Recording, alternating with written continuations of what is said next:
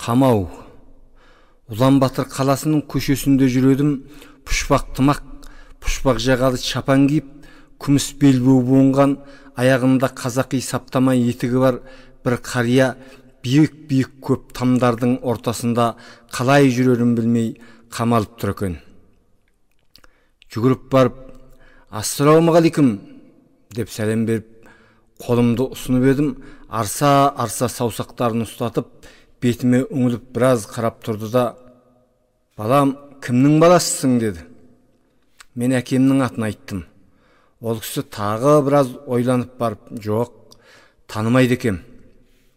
«Ал бала, сен мына қалың моңғолдың ішінен мені қайдан танисың?» деді таңданып.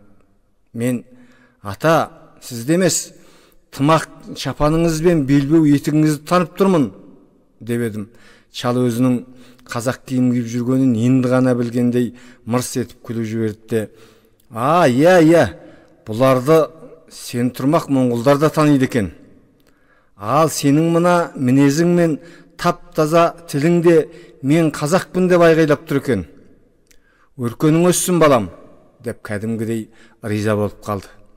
Мен қалай жүретінін айтып, жол көрсетіп бермекке біраз жерге дейін ертіп жүрдім. Жолда әне жерде екі-екіден құшақтасып, сүйісіп отырған бірнеше жастарды көрген қария, «Япырай, мынау кімнің балалар екен? Көпшіліктің көзінше бірін-бірі жалап жұқтап жатқаннан ұялса ғой, ата-анасы білсе екен» деп мұңайды. Тағы біраз жүріп едік. Тақ біздің алдымыздан бір үйдің адамдары сықылды, бір еркек, бір әйел шығып, бір-біріне айтпағанда айтып төбелесіп жатыр екен. Соны көрген ол кісі маған қарап, «Сапырылысып жатқан мына көп адамның көзінше ерлі-зайыпты екеуінің айтпағанда айтысып төбелесіп жатқанын көргенше, жастардың сүйісіп отырғанын көру анағұрлым артық екен деп күлді. Сөйтіп, ана-мынаны айтып, менен айырылғысы келмей тартыншақтап тұрып әрең кетті. Мен де әлгі қариядан айырылғым келмей, бір-екі аттап барып артыма қарап едім. Қария қаланың көшесінде жүргенде емес, сонау Алтай тауларының бөктерінде қой жайып жүргендей, екі қолын артына ұстап, сәл-пәл еңкіштеу денесін еркін қойып, асықпай сүкпей аяңдап барады екен. Сол көрінсақ, өзімді әкесінен қалып бара жатқан баладай сездіріп болмаған соң, тұра жүгіріп артынан қайта бардым да, «Ата, шай ішесіз бе?» деп едім. Ақсақал жымың етіп, әңгімелесіп отырып, «Bir çavgum çay içsek bolar edi. Бірақ менің кемпірімнің шай ұқсаған шай мына маңайдан табылар ма екен, деп маған қарады. Жанымызда тұрған шайханаға кіріп, моңғол келіншектерге жөнін айтып едім. Шай да келді.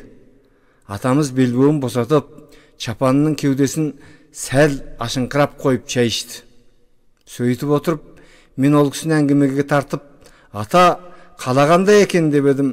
Шал саусақтарын санады да, «Мен бұрын осы қалада әскерде тұрғам.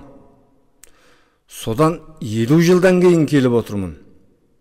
Ол кездегіден өркендеп өзгеріп кетіпті. Өкініштісі, мына зәулім үйлерді неге алыс салмай, бірінің желкесіне бірін мінгізіп салады екен осылар? Алланың ең жатқан жерін аяй ма? Екі аттасаң тасқа қамалған жылқыдай қамаласың да қалады екесің.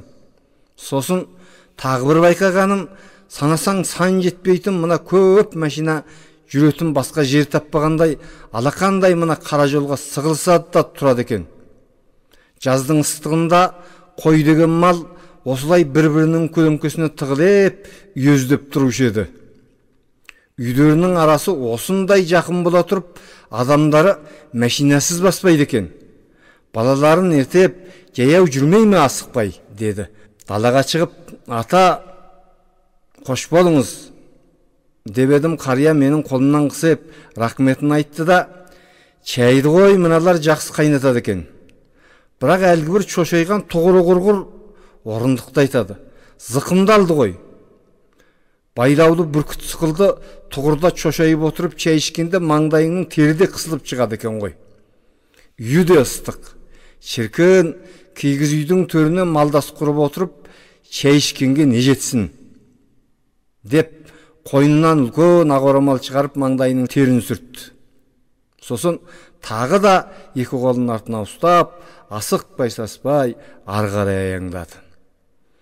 Барша болмыс өн бойынан кең даланың дарқандығы аңқыған қайран қазағым-ай, ештеңеден үркіп қорықпайтын есіл еркіндігің қаншаға барар екен деші.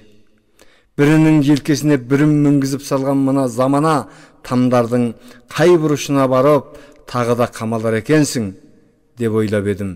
Екі аяғым ілгері басуға келмей, әлгі қарияның кеткен жағына әлсін айланып қарай бердім.